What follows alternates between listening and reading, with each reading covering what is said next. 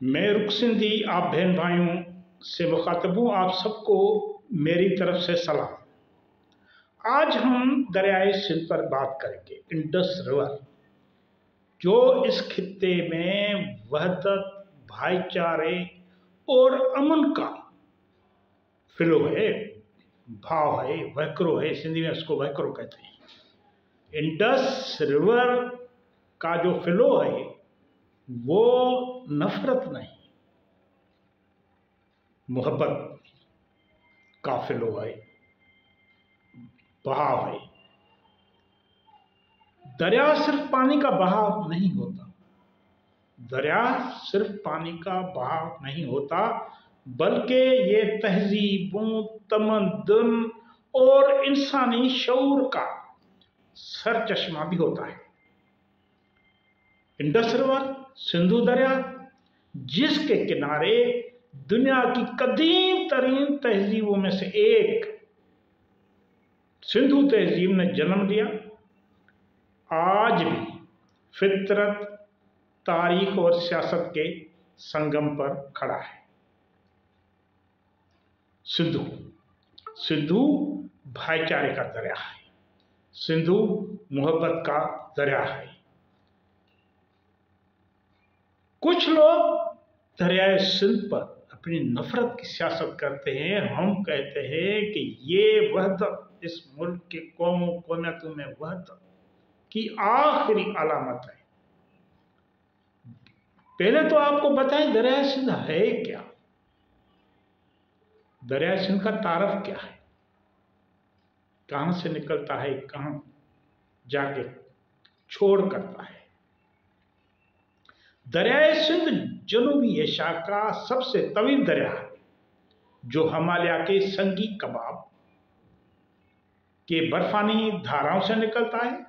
ये दरिया चीन के खुद मुख्तियार इलाके तिब्बत से बहता हुआ भारत की तरफ बढ़ता है, फिर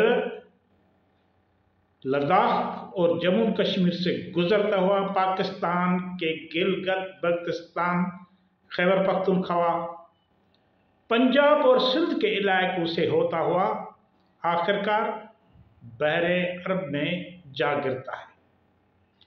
इसकी लंबाई तकरीबन 3180 किलोमीटर है और इसका आबी निज़ाम, दरियाए सिंध का आबी निज़ाम पाकिस्तान की ज़राअत, माहौलियात और तहजीब के लिए जिंदगी की हैसियत रखता है। जिंदगी।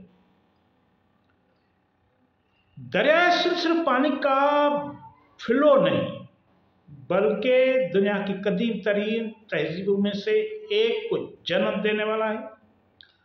5000 साल पुरानी सिंधु तहजीब इस दरिया के पानी और मिट्टी से परवान चढ़ी। इस तहजीब के अहम शहरी मराकज़ दरियाए सिंध के किनारों पर आबाद थे, जहां शहरी मनसूबाबंदी, तिजारत और फन तमीर की आला मिसालें मिलती हैं। इंसानी तहजीब की इब्तिदा हमेशा दरियाओं के किनारों से हुई। कदीम इंसान ने अपने झूपड़े, मकान, घर वहीं बनाए जहां पानी आसानी से दस्तयाब था। प्रोफेसर मानिक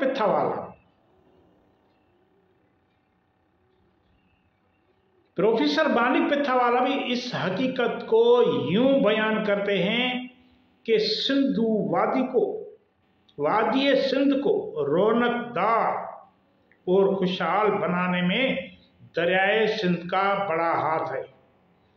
सिंधु वादी इंडस वैली की पैदाइश से पहले ये दरिया यहां मौजूद था। जैसे बच्चे की पैदाइश से केवल मां के सीने में दूध आ जाता है, वैसे ही सिंध को पालने के लिए, वादी सिंध को पालने के लिए, सिंध पंजाब को पालने के लिए, कश्मीर को पालने के लिए सिंधु दरिया पहले से मौजूद था। रॉबर्ट मैकफार्लेन लिखते हैं, अगर हम दरियाओं को जिंदा समझें तो दुनिया को देखने का अंदाज बदल जाता है।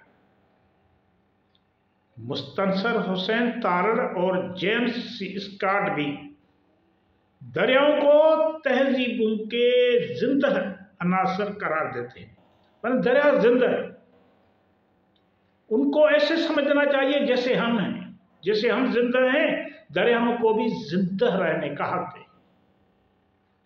दरिया सिर्फ फितरत का हिस्सा नहीं बल्कि इंसानी शऊर, सकाफत और तारीख का आईनेदार भी है। इसके बहाव से तहजीबें जन्म लेती हैं और इसके बंदश से तमद्दुन तबाह हो जाती हैं, शहर तबाह हो जाते हैं, मुल्क तबाह हो जाते हैं।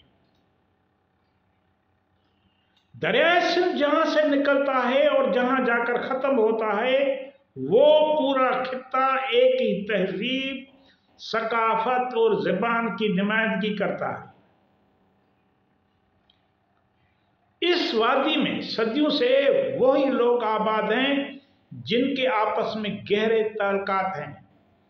कश्मीर से कराची तक दरियाए सिंध के दोनों किनारों पर बसने वाले लोगों को जुदा नहीं किया जा सकता।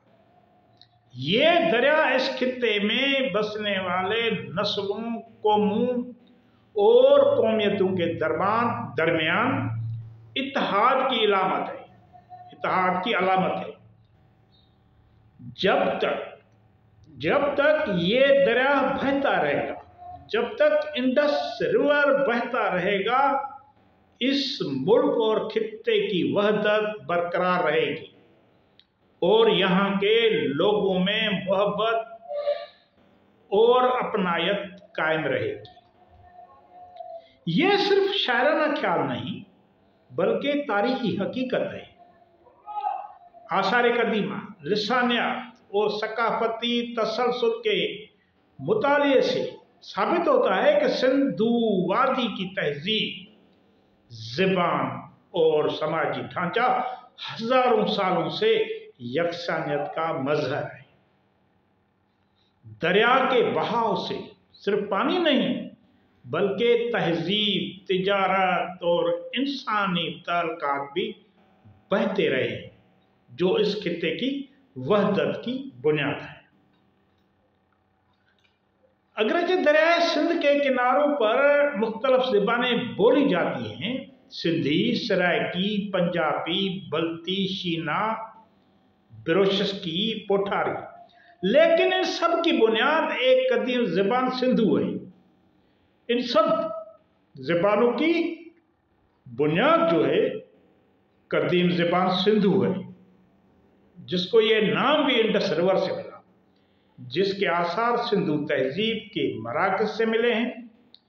ये तमाम ज़बानें जो मैंने आपको ऊपर से बताई हैं, सिंधी, सराइकी, पंजाबी, बल्ती, शीना, बिरोशस्की, पोठारी, ये तमाम ज़बानें दरअसल सिंधु की शाखें हैं, ब्रांचेस हैं, सिंधु ज़बान की ब्रांचेस हैं, और इनके बोलने वाले सिंधु तहजीब के वारिस हैं।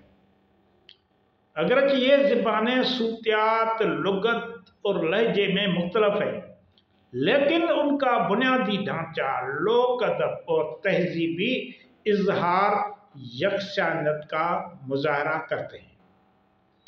सिंधी ज़बान पे आते हैं। सिंधी ज़बान दरियाए सिंध के निचले बहाव वाले इलाके में बोली जाती है।